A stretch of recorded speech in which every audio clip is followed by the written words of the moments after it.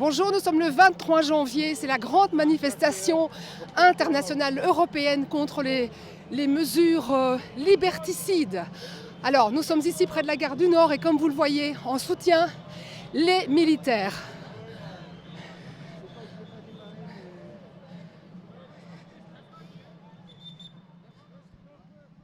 Peut-être une petite interview? I don't speak French, Okay. sorry. But you are happy to be here, I suppose. Yeah, for sure. We always like to do something for the civilians, and Yes. especially peaceful civilians. We feel we feel connected with them. So if we can try to to how do you call it? Peace. Yeah, to make Yes. peace. So you are here to protect. Yeah. We really try. We have done that in the past, Yes. and we still feel that need to be there for the for the whole people, and not only in Holland but also in Belgium and in France, where we're all the same, you know. So it's really nice to be here. And where do you come from? We come from Holland. Okay. Yeah, most of us Thanks come a from lot. Holland. Thank you. D'où venez-vous? Nous venons du Hainaut, à 50 km, et c'est la défense de nos droits et de nos libertés pour nos futurs enfants et pour l'avenir, pour la défense de la démocratie. Est-ce que vous pensez que la manifestation va réellement faire bouger les choses? Sans rien faire, ça ne changera rien. J'espère. Je suis infirmière, non vaccinée et très en colère. Alors comment ça se passe justement? Je ne vais pas vous demander dans quel hôpital vous travaillez parce que c'est peut-être un peu touchy pour vous, mais comment ça se passe quand on n'est pas vacciné dans un hôpital? Je pense qu'on Aujourd'hui. subit beaucoup de pression. Je ne suis pas dans un secteur hospitalier directement, mais je pense qu'on mène la vie très dure aux non vaccinés. Et ce Alors, n'est pas normal. Et une question très importante parce qu'on dit que les soins intensifs sont remplis de personnes non vaccinées. Est-ce que c'est vrai?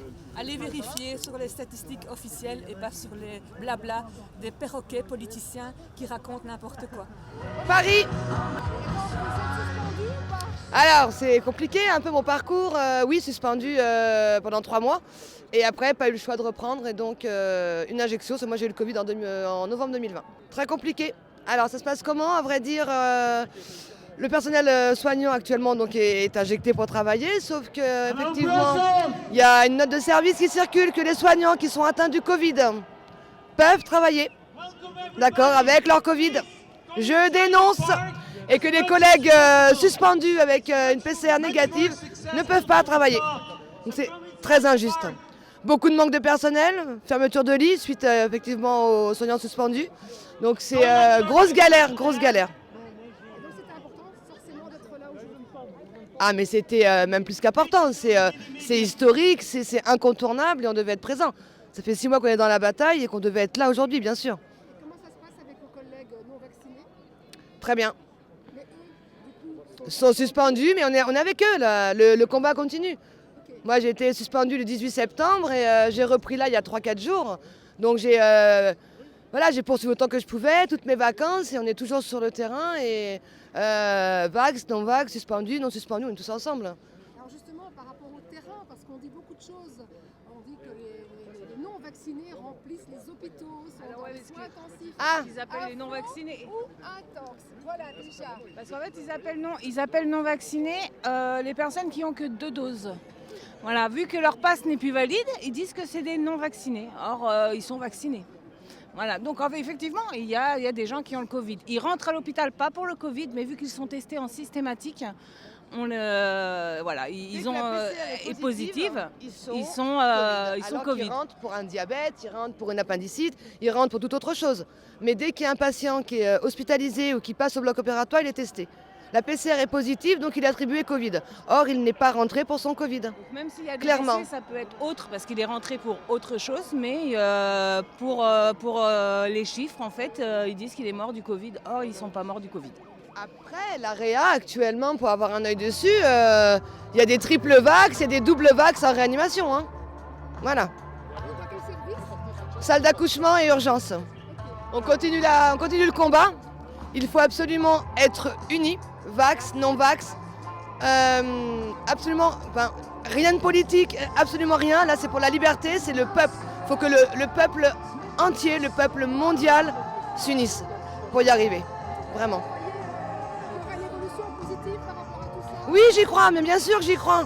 Il faut y croire si on veut gagner. Mais bien sûr. Mais oui, j'y crois. Ça va être long, très long, mais j'y crois. J'y crois.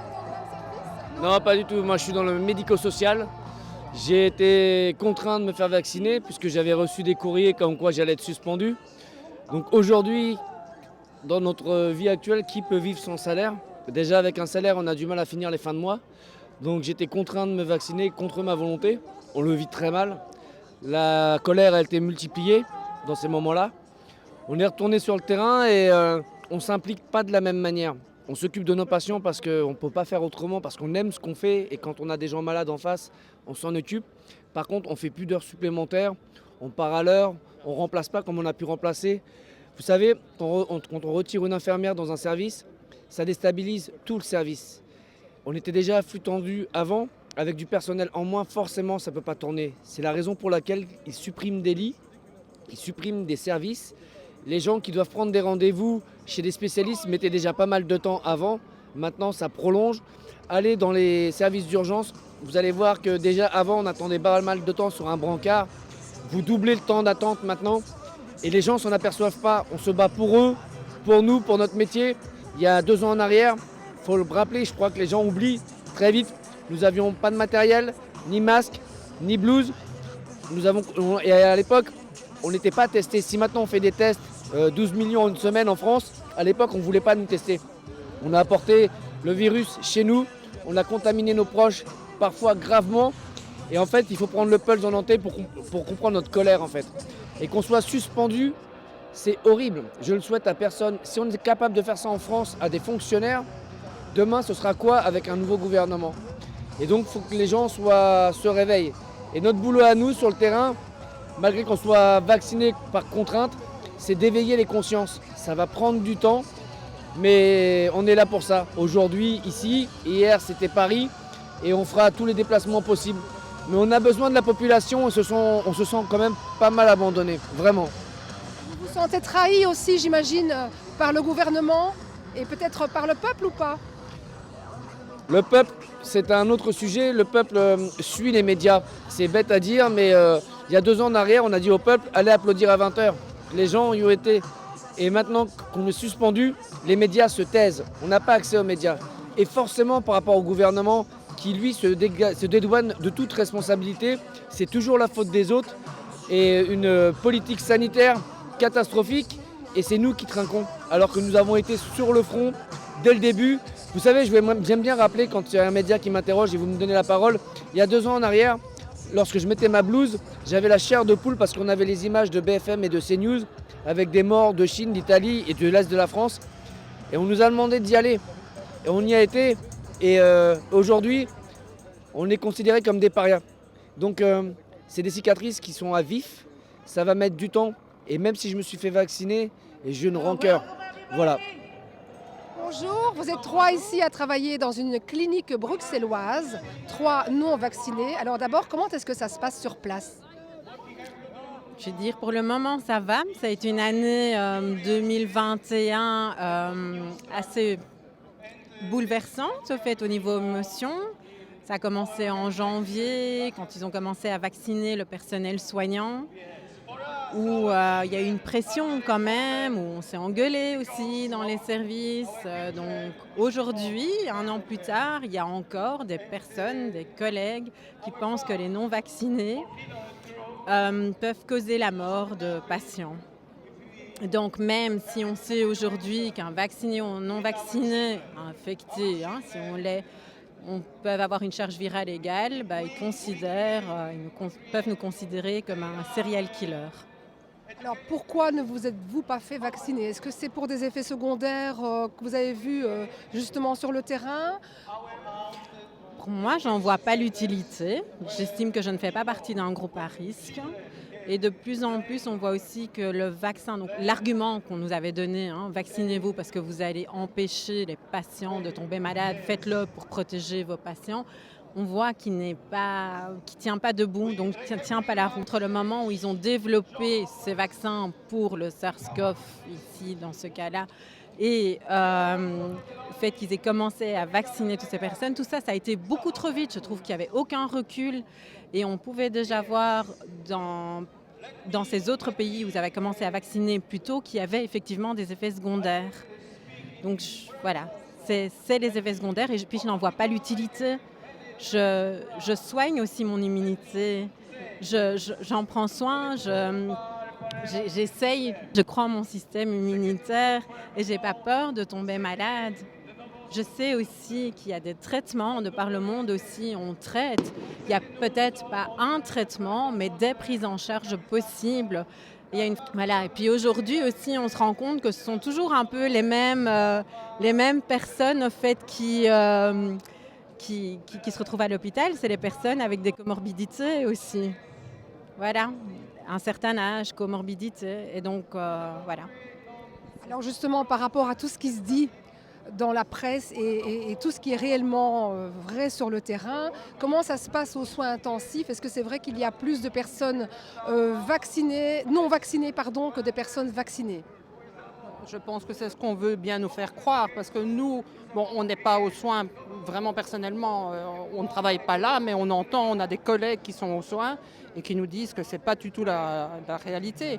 Donc, quand vous entendez qu'on ferme chez nous, par exemple, 3 services au cas où il y aurait des Covid, et puis parce qu'il y a un manque de personnel, et bien évidemment que les hôpitaux sont surchargés, puisque tous ces patients qui sont dans ces services fermés doivent être remis dans d'autres services. Donc évidemment c'est full. Et puis il y a un manque de personnel parce que tout le monde en a ras-le-bol. Ça n'a rien à voir avec le Covid en fait. C'est le ras-le-bol depuis des années du personnel soignant tout simplement. Alors vous êtes 3 ici en face de moi, donc confrontés à toutes les difficultés que vous vivez dans les hôpitaux, mais aussi confrontés du coup aux malades. Est-ce que vous avez attrapé le Covid durant tous ces mois, tous ces longs mois? Je ne sais pas qui. Oui, moi je l'ai eu au tout début, en avril 2020, et j'ai tout de suite trouvé ça très bizarre qu'on me dise reste chez toi et prends du paracétamol. Et c'est tout. Et ne pas avoir de médecin, Pourtant, j'étais bien malade pendant 3 semaines, j'ai eu une super forte fièvre. Voilà, c'était vraiment pas bien. Mais là, je me suis dit, il y a quelque chose de pas normal. Normalement, vous allez chez le médecin même pour un bête rhume, vous sortez avec une prescription énorme, avec plein de médicaments. Là, on vous dit non, juste ne faites rien et attendez que ça empire. C'est quoi le concept? Donc non, moi je trouve déjà depuis le début, ça m'a mis la puce à l'oreille de me dire, ok, il y a un truc bizarre, pourquoi empêche-t-on les médecins de soigner? Et d'ailleurs, certains médecins n'ont pas arrêté de soigner et ils ont bien fait. Ils ont été voir leurs patients, ils ont examiné leurs patients, ils ont pu les guider, les aider à plein de niveaux. Je ne dis pas qu'on a un médicament miracle contre le Covid, mais on peut déjà surveiller toutes les autres pathologies de la personne, surveiller leur tension, surveiller leur coagulation, faire des prises de sang, leur donner de l'oxygène. S'ils ont une surinfection bactérienne, on peut la traiter aussi. Enfin, il y a plein d'autres choses à faire, vérifier que les gens restent bien hydratés, qu'ils mangent quand même un minimum, qu'ils continuent à prendre leurs médications précédentes, etc. Rien qu'un suivi médical normal est déjà indispensable pour que le corps puisse lui-même lutter contre le Covid et qu'on surveille surtout l'avancée des symptômes et qu'on puisse détecter au bon moment, le moment où il est temps d'aller à l'hôpital si jamais la personne en arrive là. Mais laisser juste les gens chez soi avec du paracétamol, c'est criminel. Pourtant, c'est ce qui vous est arrivé pendant 3 semaines. Ah oui, oui. J'avais un coup de fil de 20 minutes toutes les semaines avec mon médecin traitant qui me disait « ça va ?» Je lui dis « bof, non, j'ai toujours de la fièvre. » Je prenais moi ma température 2 fois par jour, je la notais pour bien me rappeler, mais ça ne descendait jamais. J'ai arrêté le paracétamol parce que de toute façon, ma fièvre ne diminuait pas. Donc j'ai arrêté d'en prendre et j'ai appris maintenant que j'ai bien fait parce qu'on commence à savoir maintenant qu'en fait le paracétamol pourrait être à l'origine des orages cytokiniques qui sont apparus chez les gens après 7 à 10 jours de maladie. Donc j'ai bien fait d'arrêter le paracétamol puisque de toute façon il n'avait pas d'effet sur la fièvre. Mais donc voilà, heureusement quand on part avec un corps en bonne santé, une alimentation saine, moi je ne comprends pas non plus pourquoi dès le début, comme on n'était pas armés, pourquoi est-ce qu'on n'a pas fait des campagnes télévisées, que les ministres insistent sur que les gens mangent sainement, que les gens continuent à faire du sport malgré le confinement. On peut faire plein de choses chez soi, des petits exercices, bouger un minimum, manger sainement, ne pas boire et manger plein de crasse. Et en tout cas, c'est votre système immunitaire qui a lutté contre la maladie. Voilà, et puis inciter les gens à vérifier leur dosage de vitamine D, à en prendre. Enfin, 90% des gens sont en carence de vitamine D en permanence dans nos pays nordiques, donc voilà, ou d'autres nutriments éventuellement, mais on aurait pu dès le début inciter les gens à rester sains. La plus grande crainte aujourd'hui, c'est laquelle? C'est la vaccination obligatoire pour toute la population. Je trouve juste que c'est honteux de soumettre tout le monde à cette obligation vaccinale. Ils utilisent encore toujours les mêmes vaccins, ça ne sert pas à grand-chose. Les vaccinés tombent malades, les non-vaccinés. Enfin, le virus diminue en virulence. Enfin, pourquoi Pourquoi vacciner les enfants? Enfin, D'après vous, c'est pourquoi? révoltant. C'est le fric. Enfin, c'est les enjeux. Pourquoi est-ce qu'on ne traite pas? Pourquoi est-ce qu'on ne traite pas avec des traitements qui ne sont pas chers? Pourquoi est-ce qu'on... Entre autres, il y a plein de choses. Vérifier déjà l'immunité, tout le monde. Enfin, moi, j'ai fait le Covid aussi au tout début. Il y a 1 an et demi, j'ai encore des anticorps. Mais voilà. Vous aviez posé la question, qu'est-ce qui me fait peur? Oui, dans l'immédiat, c'est la vaccination obligatoire pour tous. Mais ce qui me fait peur aussi, c'est de voir vers où on va avec une société de contrôle, passe par-ci, par-là. Alors on parle d'une crise sanitaire, mais je suis désolée, j'ai l'impression qu'elle n'est pas gérée par la santé, par des professionnels de terrain, de santé. Donc voilà, c'est un détournement quelque part pour arriver à un contrôle et ça me fait peur. Ce qui me fait peur aussi, c'est la polarisation, de monter les gens les uns contre les autres. Ce n'est pas justifié de créer une division. Ça me fait peur. Moi, ce qui me fait peur, c'est de voir les mensonges des ministres lors des conférences de presse qui sont dans une impunité totale. Ils peuvent dire absolument ce qu'ils veulent, des chiffres, même le jour où ils sortent un chiffre, en fait, on regarde dans les chiffres officiels de Sciences Anno sur lesquels ils sont censés se baser, et c'est pas du tout ça qui est dans les chiffres. Mais eux l'ont dit en conférence de presse, donc tous les gens qui ne s'informent que via les médias traditionnels et les conférences de presse du gouvernement, gobent tout ça parce que le Premier ministre ou le ministre de la Santé a dit telle phrase, donc c'est la vérité, point. Et moi, je trouve pas normal que des ministres ne soient pas surveillés au niveau de la vérité, de véracité de ce qu'ils disent. Il devrait y avoir un organe de contrôle auquel on pourrait se référer, qui devrait surveiller que les dires des ministres soient exacts. Et ça n'est pas le cas. Et malheureusement, les gens ne le savent pas. Et ça me choque. Le monde changera et puis on est tous là justement pour que ça se fasse. Et on tient bon, surtout. On tient bon, on lâche rien. Merci aux médias libres de continuer à informer les gens, malgré la critique, malgré tout le discrédit, le fait qu'on vous discrédite. Merci en tout cas de nous permettre de rester informés et d'informer les autres.